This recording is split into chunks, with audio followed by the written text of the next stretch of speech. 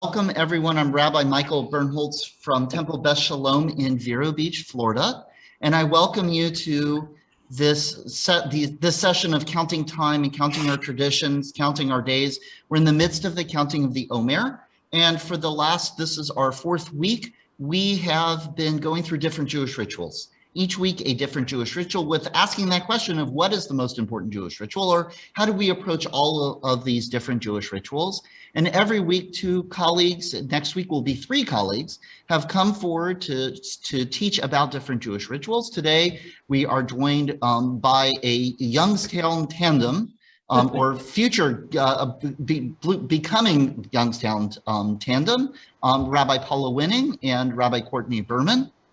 And it is exciting as they will come forward this afternoon. Some of us it's afternoon, some of you it's morning. We're all over the country, and isn't that incredible?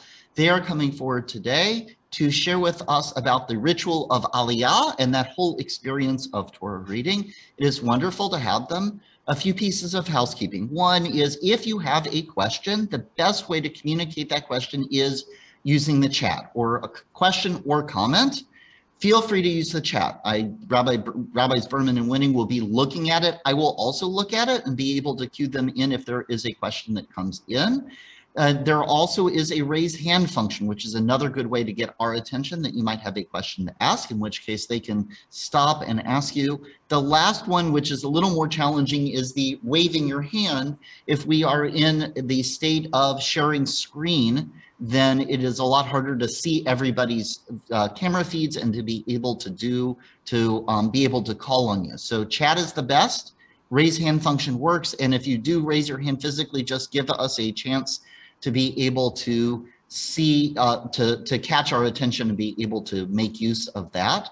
And finally, if you are joining us for the first time today, or if you missed a session, and I will try to drop the link into the chat, is for Temple Beth Shalom of Vero Beach YouTube channel, has a playlist of all of the different sessions that we've had so far. A big thank you to all of my colleagues who have joined us so far, and also to Rabbi Winnig and Berman, who are joining us today to share with us some wisdom about the experience of the Aliyah. And I am going to bring them forward to spotlight. So welcome to Rabbi Berman. And welcome to Rabbi Winnig as I step back and let them to step forward to share with us about today's Jewish ritual. Good morning, good afternoon to everyone. It's wonderful to see all of you, some old friends, some new friends, I hope, and people who are members of congregations with fabulous rabbis all over the country. The list of people who are participating in this is really an astonishingly wonderful list of colleagues across the country. And I can speak on this case for both of us to say how pleased we are to be here with you. And just to clarify one thing, we will not be a duo. Rabbi Berman is the incoming rabbi of our congregation. I have been the interim rabbi here, and will be leaving and will be working for the URJ starting July 1st. So many of you will have contact with me at that point through my work at the URJ. I'm going to screen share with you for a moment. Please, while I'm doing so, please make certain you know where the reactions buttons are on your screen, so that I can, sorry, I just have to move a screen here, so that I can get some reactions from you as we go forward with our conversation today. So what we are talking about today is the public reading of the Torah. Obviously, when you read it privately, you're, of course, welcome at home to have rituals around it. But most of the rituals that we'll be talking about today are the public reading of the Torah, generally in a synagogue. So what I want to ask you to right now is a couple of questions about what we already know about the reading of the Torah. So first of all, if you could look at your reaction buttons and do a hands up reaction if you have ever read directly from the Torah scroll. If you have, raise your hands. Jane has. Elliot has, Beverly and Alan have, Sherry, Bill Mallon has. Okay, so we got a few people. Sandy has a few people. Okay, you can take your hands down. Now, how many of you as adults have been called, well, it doesn't, have you been, how many of you have been called to the Torah to do a blessing for the Torah? If you can't raise your computer hand, raise your own hand. That's great. Looks like we're getting a pretty majority rules number here, which is great. So a lot of you have participated in the public readings and rituals around the Torah. Okay, hands down. We're going to move on. This is a picture. It's not a great picture, but it's a digitization of Appreciate it. Okay, thanks, Jenny. Bye-bye. Of the Dead Sea Scrolls. Okay, this is a passage from the book of Deuteronomy. I can't tell you for certain what part. Some of it I can read, but Vayikra Moshe El B'nai, I think this is B'nai Yisrael, but it's hard to tell. I can read a few words here and there, but I just wanted you to see that, you know, the Dead Sea Scroll fragments are pretty much the oldest fragments we know of a Torah scroll. And what's interesting about it is, for better or worse, we don't follow exactly the same, you know, the way it's broken down on the piece of paper. We don't know exactly if this is a full sheet, whatever. But the point is, we're still writing scrolls the same way. What we read from looks pretty similar to what this Dead Sea Scroll fragment was. And what's important to know about the Dead Sea Scroll fragments, rather without getting into the issues of the dating and all of that, is that it's assumed that the Dead Sea Scroll fragments were created during the time of the Second Temple. So if you know, the Second Temple ended in 70 CE. So that means that we have fragments of the Torah scrolls that were written somewhere before that time or in that period, which means that our custom of writing the Torah goes back, and having some ritual connection to these words, etc., goes back a very, very long time in Jewish history. Just for fun, I'm going to show you this little video clip. We're not going to spend any more time than this discussing the actual writing of the scroll, but this is a really fun video which shows a Sofer in London, at a museum in London, who has a little competition as they're showing how a Torah scroll is being written. The Rabbi versus the robot. This unusual scene is playing. Oh, sorry, I forgot to share sound. Sorry, we'll go back. We were hearing it. Oh, you were hearing it? Okay, good. Out inside the Jewish Museum of Berlin. Berlin. On one side, Rabbi Reuven Yakubov is writing Torah scrolls by hand, doing the painstaking work for 2 hours a day. On the other side, a robot working 10 hours a day to inscribe the religious writings, the first robot to write in Hebrew. The creators of the robot say this project is not about robots mimicking humans, but it's robots creating an object that has meaning for people.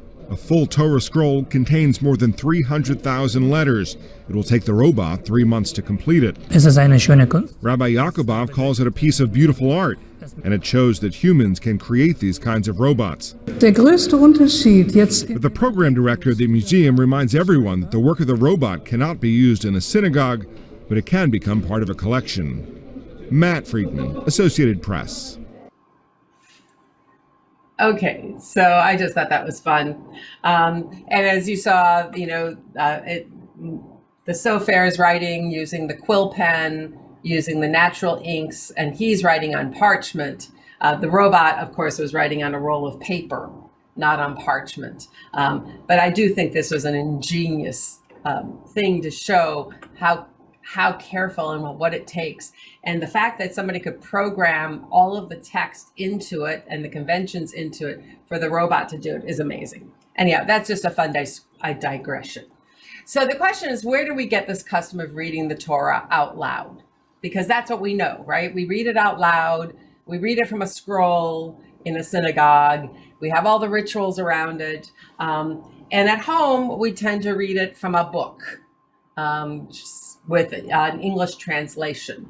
And depending upon which English translation you're using, you'll get better or worse translations about it. So this is from Deuteronomy chapter 31. And the important thing about this text is to remember that Deuteronomy was most likely not part of the original Torah. It was added later, reflects some later traditions, has some later rituals that come into it. And so even the reading of the Torah itself gets contained in the book of the Torah, in Deuteronomy, and that's because of the lateness of the book of Deuteronomy. So it just helps us know that before the Torah was completely canonized, that we had the reading of the Torah as part of what we do. So just to notice, Moses instructed them as follows: every 7th year, the Torah set for remission at the Feast of Booths. The year set for remission at the Feast of Booths, when all Israel comes to appear before your God in the place that God will choose, you shall read this teaching aloud in the presence of all Israel. Gather the people, men, women, children, and strangers in your communities, so they may hear and so learn to revere your God and to observe faithfully every word of this teaching. Their children, too, who have not had the experience, shall hear and learn to revere your God as long as they live in the land that you're about to cross the Jordan to possess. Now, there's a couple of things I think that you might find a little surprising about this text. The first is that it's every 7th year. All right, not every year, every 7th year, they're going to come together and you're going to read this teaching aloud to the presence of all. And by the way, if you look in the Hebrew, you'll see that it's et ha-Torah hazot, this Torah. So the word Torah itself is used here. Torah, of course, means teaching, but, again, here's the word for us. And you're going to gather all the people. Look at who's included in all the people: men, women, children, and even the strangers in your community. Okay, so that's the resident aliens, as it were, those who are supposed to be treated as citizens in our community, so that they can hear, and they're not going to just hear it, they're going to learn to revere God and to observe every word of this teaching. So it's not just to hear it, it's to learn from it, to know about it, and to revere God, to have a relationship with God because of it. But notice every 7th year. Okay. Then we go on to the 2nd book of Kings, which, as you know, is a somewhat more historical document. Tells us a little bit more about how things were done later on in our history. And here it's that the king summons all the elders of Judah and Jerusalem assembled before him. The king went up to the house of God, and together with all the men of Judah and all the inhabitants of Jerusalem and the priests and the prophets, all the people, young and old. Notice here they don't specify the genders, just all these people. And he read to them the entire text of the covenant scroll, which had been found in the house of God. The king stood by the pillar and solemnized the covenant before God, that they would follow God and observe God's commandments, God's injunctions, and God's laws with all their heart and soul, that they would fulfill all the terms of this covenant as inscribed upon the scroll. And all the people entered into the covenant. So this is a whole interesting thing. We're not going to get into the whole historical connections and whether the scroll and the Torah had actually been lost the way it's sort of mentioned here, or whether they just hadn't had these every 7 years gatherings. And, the historical context is complicated in this particular section, but the most important part of it is that he read it to them out loud.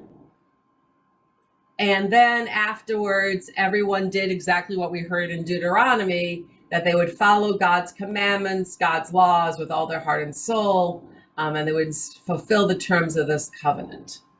And so this is sort of seems like a restatement, a reconnection, maybe after some turmoil, whatever. But the point is, again, it's a public reading of the Torah. And then finally, the other text we have in Tanakh, which mentions the reading in public of the Torah, is from the Prophet Nehemiah or Nehemiah.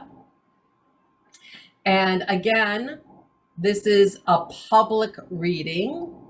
All of these things are, again, in the public domain, not hidden away, not just in a scholarly section, a scholarly setting. And so again, it starts, the entire people assembled as one in the square before the Watergate. And they add, of course, Watergate could have so many other meanings in our modern context, but here it was actually the public dwelling where people got fresh water from. And they asked Ezra the scribe to bring the scroll of the teaching of Moses, which with God had charged Israel. And if you look here, they just say LeEzra HaSefer, and then later on Sefer Torat Moshe, the book of the teachings of Moses.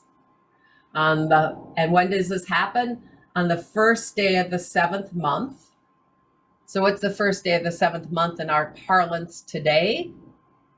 It's Rosh Hashanah, first day of Tishri. Ezra the priest brought the teaching before the congregation, men and women and all who could listen with understanding. He read from it facing the square before the Watergate, from the first light until midday, to the men and the women and those who could understand. The ears of all the people were given to the scroll of teaching. Ezra the scribe stood upon a wooden tower made for the purpose, and beside him stood, these are apparently the leaders of the people. Ezra opened the scroll in the sight of all the people, for he was above all the people. As he opened it, all the people stood up. Ezra blessed God, the great God, and all the people answered, Amen, Amen, with hands raised. Then they bowed their heads and prostrated themselves before God with their faces to the ground. Then it mentions all these names again, and the Levites explained the teaching to the people while they stood in their places. They read from the scroll of the teaching of God, translating and giving the sense so they understood the reading. Now, what's interesting about this section is this last part. Okay, the first part is the standing, the reading, the ritual, etc. But this last part talks about they read from the scroll of the teaching of God, translating it and giving the sense so they understood the reading. Now we know that this idea of translating the Torah simultaneous with it being read is a very old custom. In fact, we actually have two famous translations of the Torah, one called the Targum and Targum Onkelos, two famous translations of the Torah that went from Hebrew into Aramaic. And they were done in the great academies in Sura and Pumbedita in Babylonia during the periods of exile. And they did simultaneous translations into Aramaic. And so we hear in Nehemiah as well that this is coming back, this is still going on, and is becoming part of the ritual. And that's important to note because in modern days, there's been a lot of questions about, and there was big things in the 17th century of translation of the Torah into German by Mendelssohn, and all these controversies. And yet here in our very own prophet Nehemiah, we already see that translating it was the common custom. So it's important to note that while the reading of the Hebrew and the original text is apparently very important, and that's what we still do today, being able to understand the reading by using translations is considered not only perfectly acceptable, but part of the deal, because they're supposed to listen with understanding. And that's one of the very important parts of the reading of the Torah, because sometimes I'm sure some of you have experienced it, where you go to synagogues and they go through the reading of the Torah, and nobody has any translations in front of them. Nobody can really understand the Hebrew, and that's considered important to do because they've read the Torah. But you haven't fulfilled the ritual of reading the Torah if nobody understands it. So part of the reading is to understand so that we can learn. It's not just to go through the motions, but it's so that we can take in something meaningful from the experience. So I just want to add a couple more things here. Today we have several different options for the cycle of the reading of the Torah. We can do what we consider what is most common in our world today, which is the annual reading of the Torah, which means that we go from Genesis through Deuteronomy every single year, reading each parsha. There's 54 altogether. And we go from Genesis to Deuteronomy, and then we restart with Genesis again on Simchat Torah. The Triennial Cycle of reading of the Torah is very common today as well, where we go from Genesis to Deuteronomy, reading 1/3 of each parsha each year, so 1/3 of each of the 54 parshiot every single year, restarting at the time of Simchat Torah. Now, I'm going to talk in just 1 second about the difference between the diaspora reading and the Israel reading calendar for the Torah. So this is the Triennial Cycle. For those of us who follow the sort of triennial calendar, we're on the 3rd year of the Triennial Cycle this year. So many synagogues who follow that are reading the last third of every parashah this year. There's also this 3 or 7 year cycle, that 7-year cycle, which of course we hear about from the Torah itself. But some people have experimented with it in the 3-year cycle as well, the Triennial Cycle, where you read a portion each week. So that means you would take 54 of the parshiot, divide them in thirds, but read them consecutively.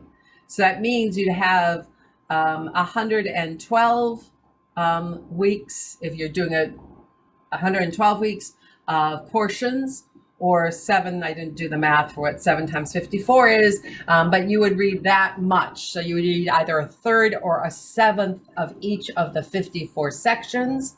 And then you would start at Genesis, and 3 or 7 years down the road, you would finish up. And it would take you that long to get through the entire cycle of the Torah readings. Now, as you know, so there's 54 regular parshiot, because some years we have leap years, some years we have holidays that fall on Shabbat, some years we have holidays that don't.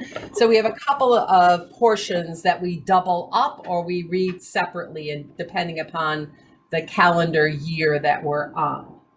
We have special Torah portions for special festivals when they fall on Shabbat. That disrupt the numbers of whether it's 54 or 51 weeks that we read the Torah.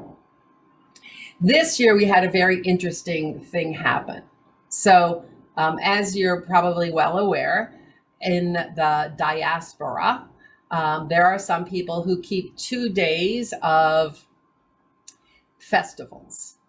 the diaspora sort of penalty festival days.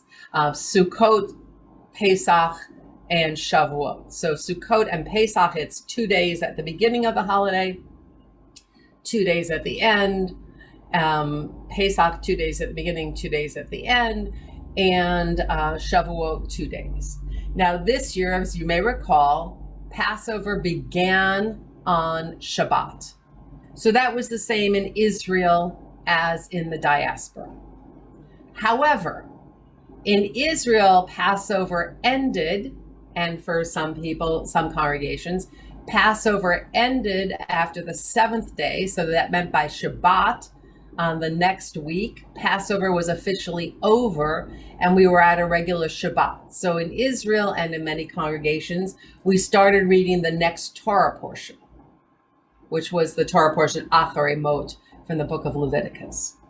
But for some congregations and throughout the diaspora, that Shabbat at the end of Passover was actually, in their counting, still Passover, because it was the 8th day and they keep the double days at the end of Passover. So there was a special reading for the 8th day of Passover, and they did not start reading Acharei Mot until the next week. So in Israel, everybody's on the same calendar. In the diaspora, some congregations are on one calendar that follows Israel, and some are on another calendar that follows the typical diaspora calendar. And it'll take, I can't remember which week it is in July, until we catch back up to each other and go forth back on the same schedule. So in Israel, that means that they'll have a double parsha week. They'll have a single parsha week instead of doubled up. And in the diaspora, that's what makes us finally able to catch up. I think it's Matota Masai, which is where we catch up again. So depending upon which synagogue you go to over the next few months, you may find, wait, didn't we read that last week? Or wait, did they skip a week? And the answer will be yes. Something will be different based on the synagogue. We made the decision here because there is another synagogue in town that we decided to follow the diaspora reading cycle so that people could go to each of the synagogues and not be confused by the reading calendar of the two synagogues. So that was a decision we made here, but it gets a little complicated with that. Okay, so we're going to move on, and I'm going to turn it over now to Rabbi Berman.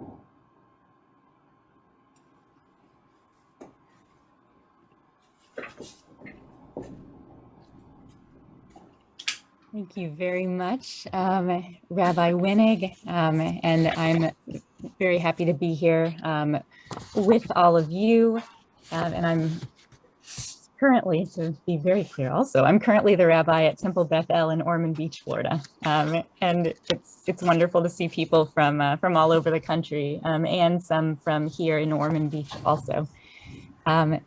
So we have a few texts here on when Torah is read that we're going to go over, and then I'm going to go over some of the choreography of the Torah service. And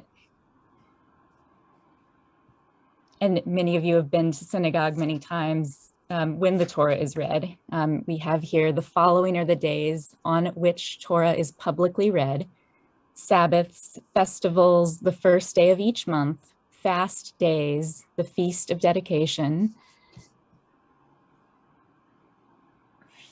which is, trying to find it in the Hebrew, Uvaroshe Chodeshim, here, the Feast of Lots, 2nd and 5th day of the week. So there are some communities that also have weekly minyanim and read Torah on Mondays and Thursdays. So you'll see Torah read on Shabbat. You can also go to different communities and hear the Torah read on Mondays or Thursdays. And then Lessons from the Prophets, which is the Haftarah section, the section that is in the Prophets that goes along with the Torah, are read on Sabbaths, festivals, and the 9th of Av. So just a little on when the Torah is read in the public space. And you can go to the next text.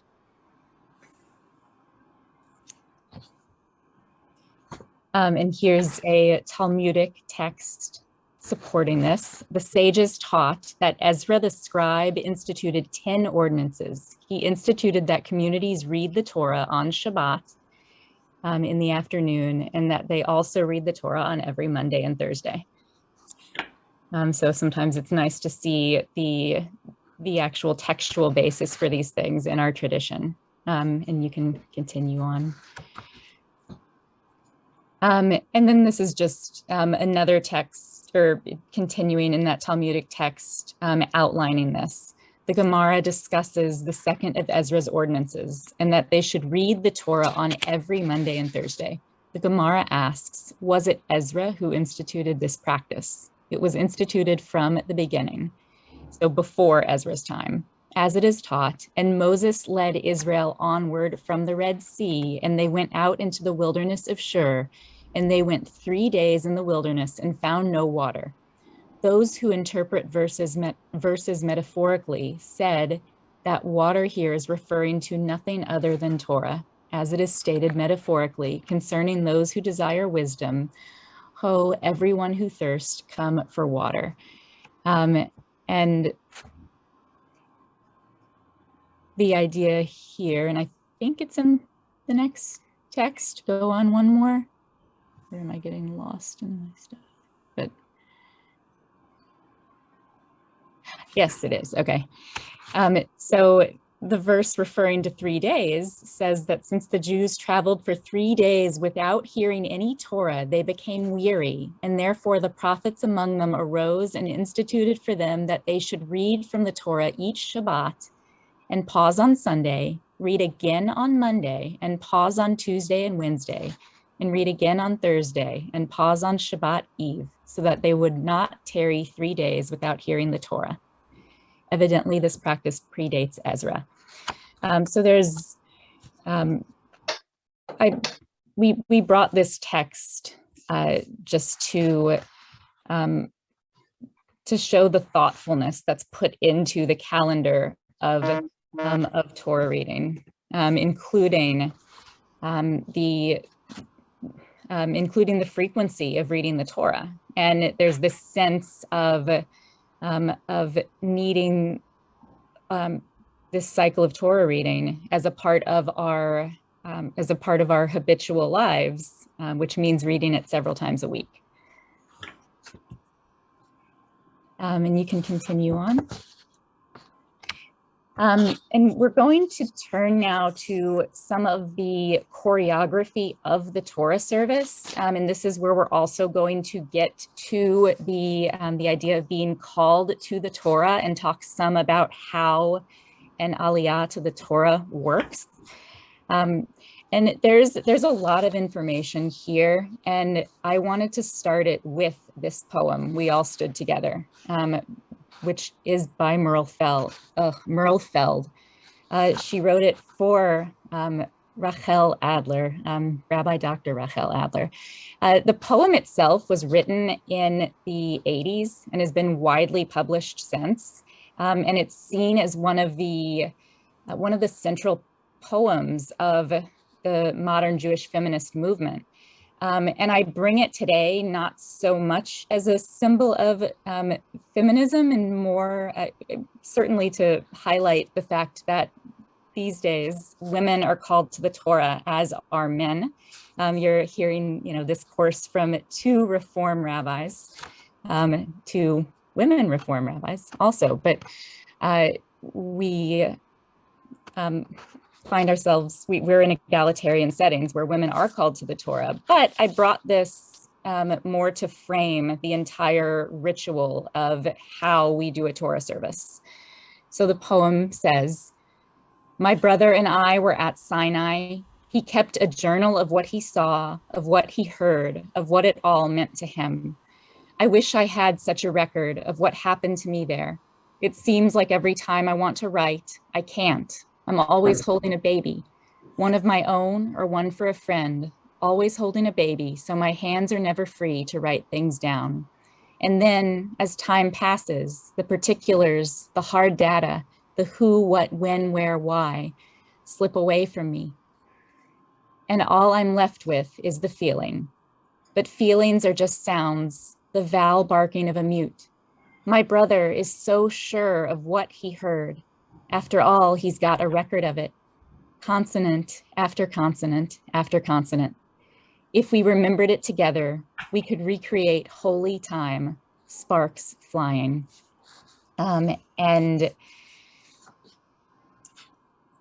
that's what I really wanted to highlight, the remembering it together. Every time we gather to read the Torah as a community, I think one of the things we're doing is recreating holy time. And yes, you can continue on to the next slide.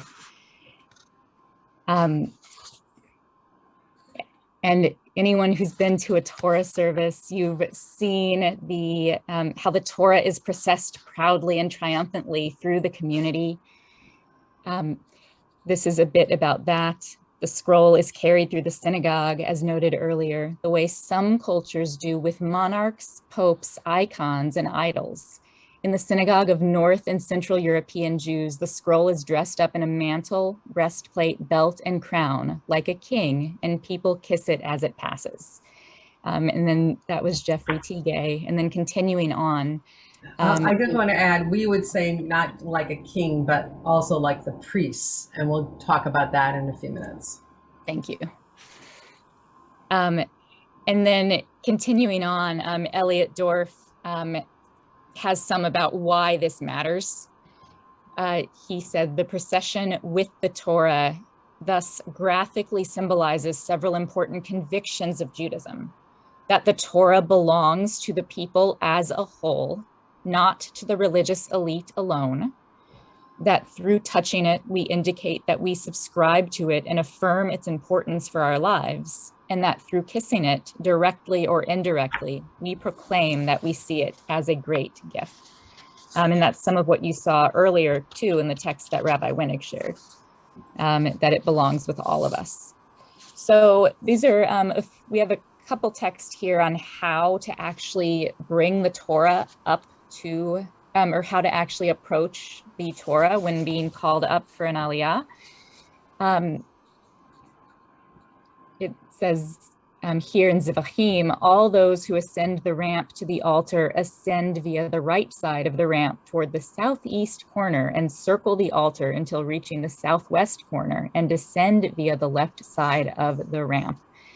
And the point here being, some say you go up on the right, some say you go up on the left. There are different opinions, but the care that our tradition has taken with how one approaches the Torah is really remarkable. And then we have one more text showing that, so you can go on. From the Shulchan Aruch, the person receiving an Aliyah to the Bima goes up, and here's a different opinion, goes up to the Torah by the shortest route from their place. And they go down from the Bima a different way that is the longest route back to their place. And if there are two equidistant routes possible, they go up by the path that is on the right-hand side of the Bima and go down the opposite side.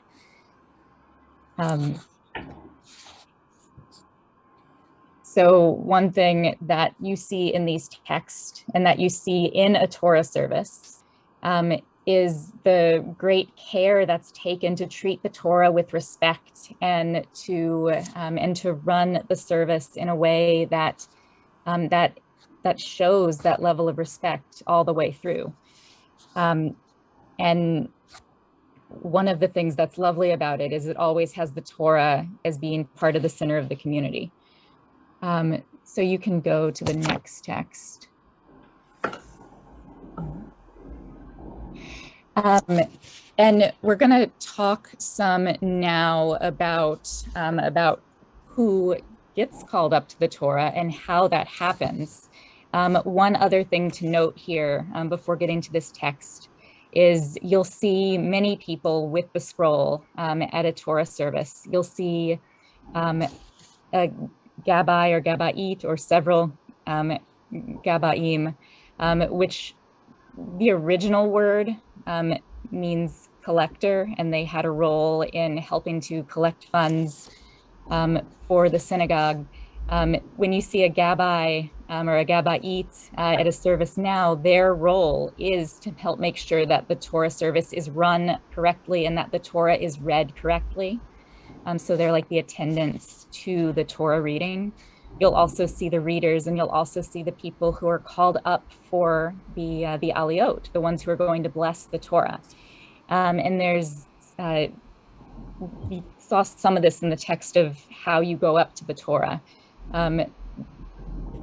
There are communities where you'll bless the Torah on one side, and then you go to the other side of the scroll and remain there until the next Aliyah is done. All of this goes with the custom of not wanting to walk away too quickly from the Torah. It's something both to be savored and we like the Torah to be surrounded with people and not be left alone. So there's different ways to do this in different communities. But one thing, go back for 1 second. So all who read should bless before it and after it. The one who's blessing should open the Torah scroll before making the blessing and see the verse that they need to start with, and then recite the blessing. And then after the Torah is read, the person with the Aliyah rolls it and recites the second blessing. And then a gloss on this is at the time that one recites the first blessing, that person should turn their head to the side so it doesn't appear they're reading from the Torah. And again, there's different views on which way you turn your head, whether you open or close the scroll.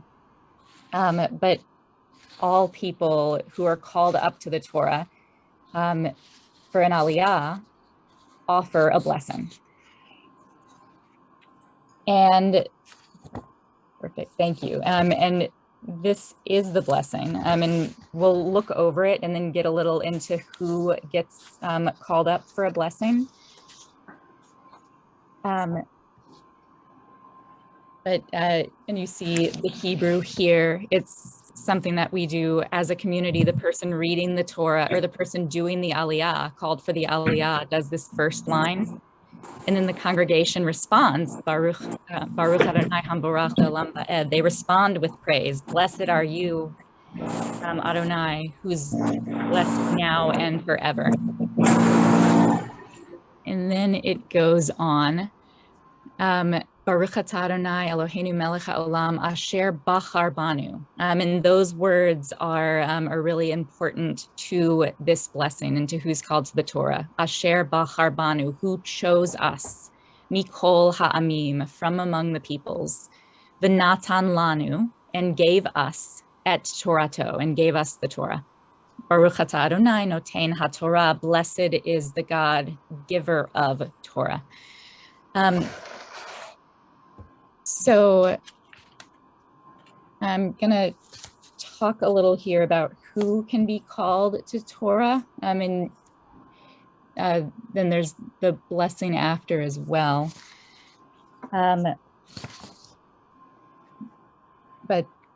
I see we're a little short on time. There's different traditions on who can be called up.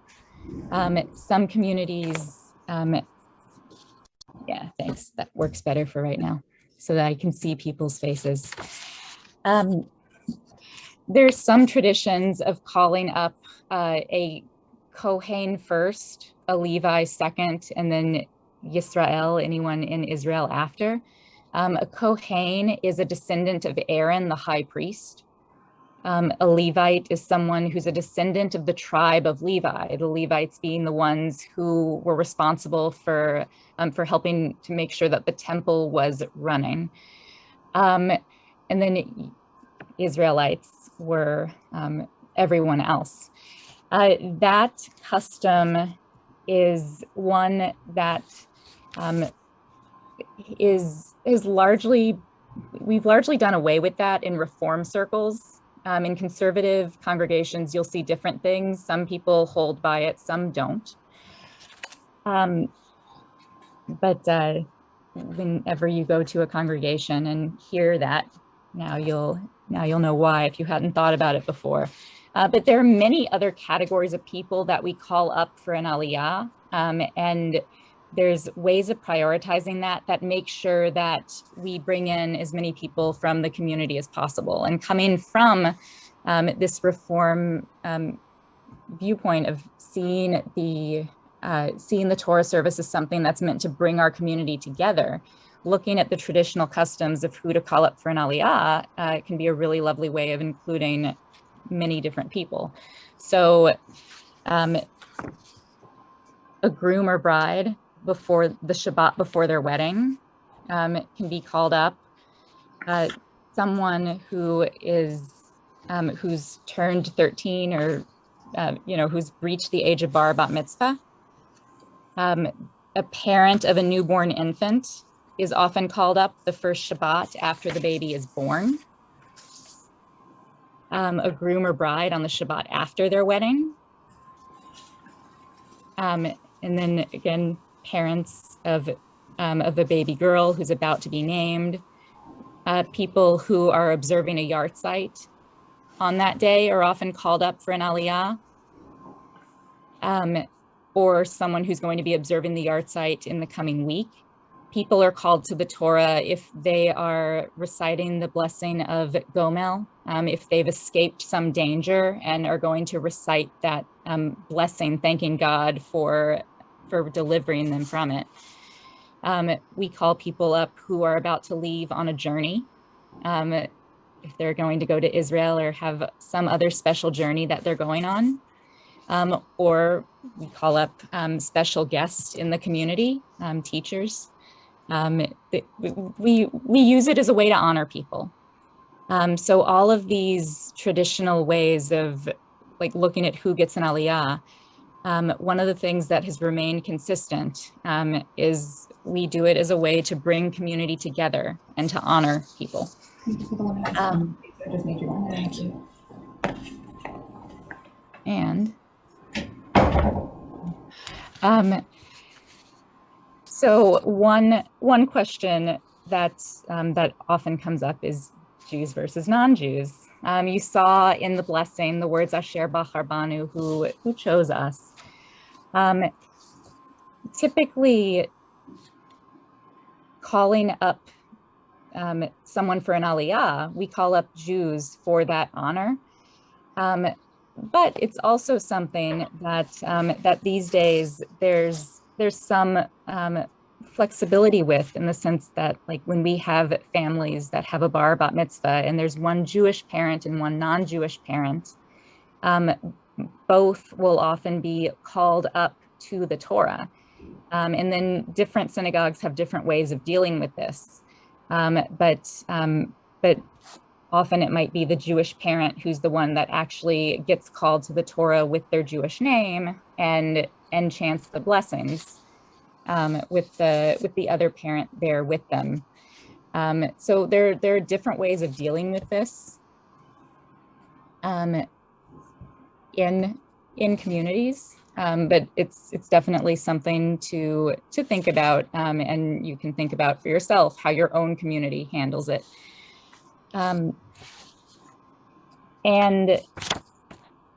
then actually, will you screen share those other blessings? Okay. Thank you.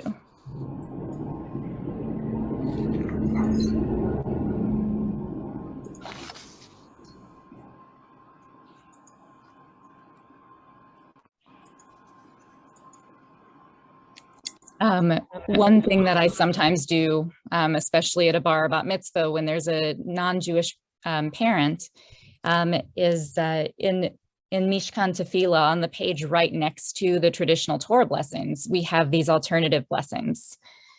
Holy One of Blessing, your presence fills creation. You've enlightened this path with the wisdom of Torah, giving it to the Jewish people as their particular way. Blessed are you, merciful one, who gives this Torah to the Jewish people.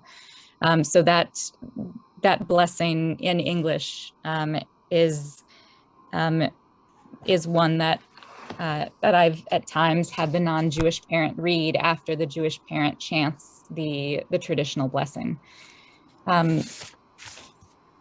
So there are different ways to do it, but I think that at its best, the Torah service is a chance for us to be more inclusive and bring many people in our community into the practice of reading Torah and being called to Torah. So one more note on being inclusive. When someone is called up for an Aliyah, they're called up by a specific formula, a specific Hebrew formula, Ya'amod or Ta'amod, and then their Jewish name. And many times, as you know, a Jewish name has bin or bat in the middle. So like I'm Chayaliba bat Leah Vidani. And you'll be called to the Torah as son of or daughter of. But one thing that's been happening more recently is to try to find ways to be inclusive of people with all gender identities. Again, just trying to be fully inclusive of who people really are and bring them into our traditions. And one way to do that is by, instead of saying bin or bat, say mi beit. So then it's not ben, son of, or bat, daughter of, it's mi beit, from the house of. So the ways that we call people to the Torah, just a little bit about that.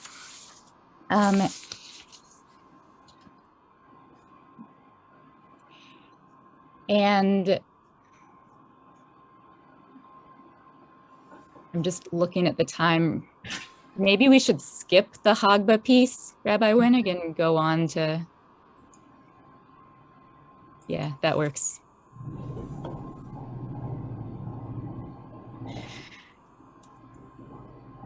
And then some about how it's read. A person who reads from the Torah must not begin until the sound of the Amen is recited until the sound of the Amen has ceased. If someone makes a mistake, even if only for the correct pronunciation of a single letter, they turn back and read the word correctly. And two aren't to do it, but only one is supposed to read at a time. So when a Torah reading needs to be corrected, that's the role of the Gabbai or the Gabbai. So there's help for the Torah readers and support there. And then you can continue.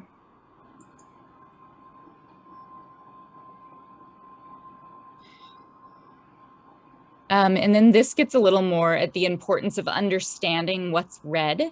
And Rabbi Winnig got at this some earlier. This text specifically talks about the role of chanting and how chanting and music can help us to really feel the message of the Torah. This is as Rav Ika Bar Aviv said, that Rav Hananel said, that Rav said, what is the meaning of that which is written? And they read in the book, in the Torah of God, distinctly.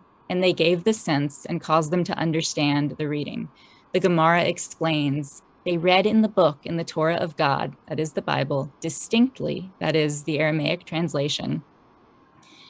And they gave the sense, these are the division into verses, and caused them to understand the reading. So that's the punctuation of the text with cantillation notes, which facilitate the understanding of the verses.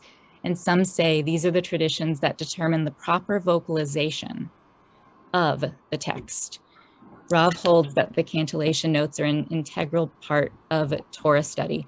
And when you've been in a congregation and heard the Torah actually chanted, it's amazing how much the cantillation marks really highlight what's being shared at a specific time. The one that really struck me this year was chanting about in the book of Exodus, when the Sea of Reeds closes over Pharaoh's army, and just how you can feel the emotion in the story through the cantillation marks in a way that you don't get just from reading the text. And then go on one more. just continuing with the importance of chanting. And Rabbi Shafatia said that Rabbi Yochanan said, concerning anyone who reads from the Torah without a melody or studies the Mishnah without a song, the verse states, so too I gave them statutes that were not good and judgments whereby they should not live. As one who studies Torah through song demonstrates that he is fond of his learning. Furthermore, the tune helps him remember what he has learned. So it's showing us and telling us that those cantillation marks help us to really internalize the lessons.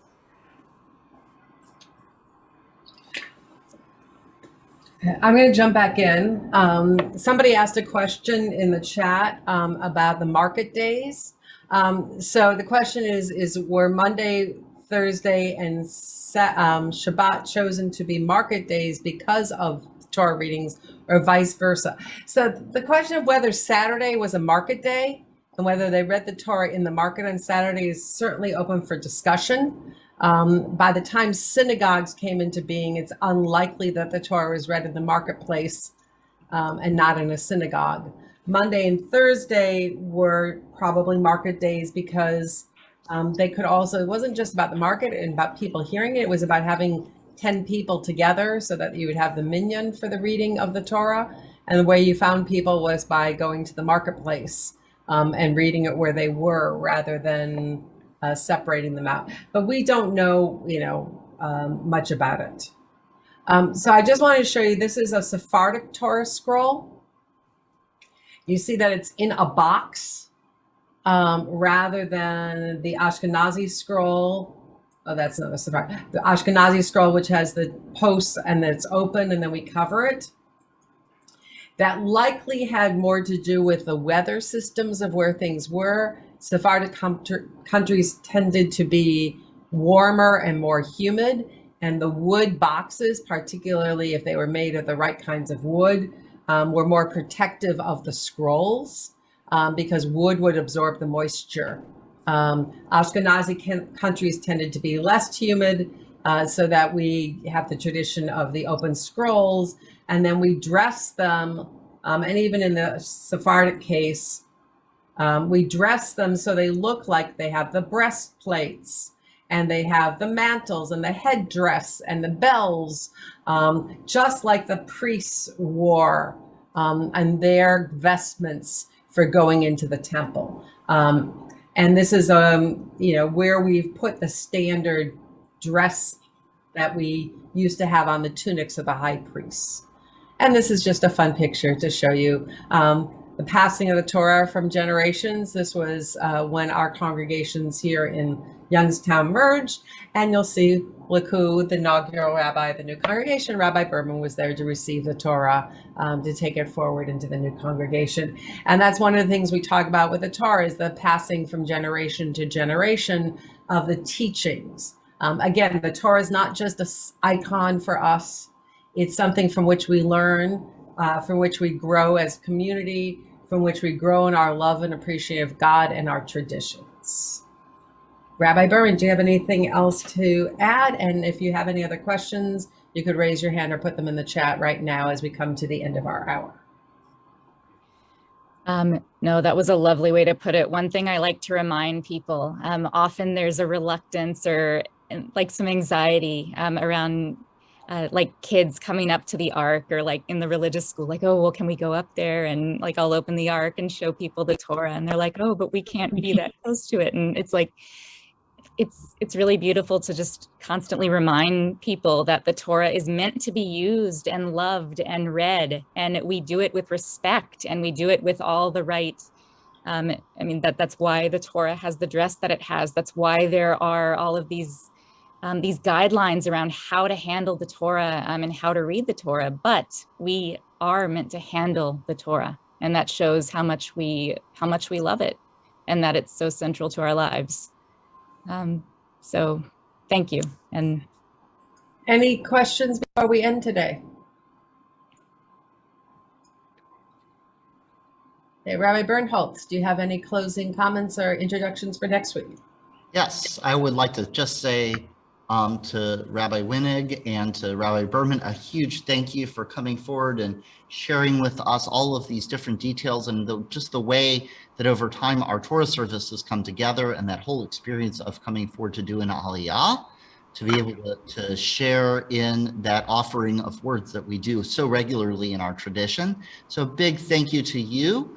And as I said, the recording will go up onto YouTube and onto the Temple Beth Shalom of Vera Peach YouTube channel, so that if anybody would like to watch this session or earlier sessions, you'll be able to watch all of them there. Next week, we are joined by Rabbi Jeff Goldwasser, Rabbi Rob Haas, and Rabbi Alyssa Mendelson-Graf, who will be talking about Brit Milah and rituals of welcoming. And so we are looking forward to their presentation next week. And finally, this is the 25th day of the counting of the Omer, which is 3 weeks and 4 days in the Omer. We are on our way towards Sinai, going from Egypt, Mitzrayim, our stuck in narrow place.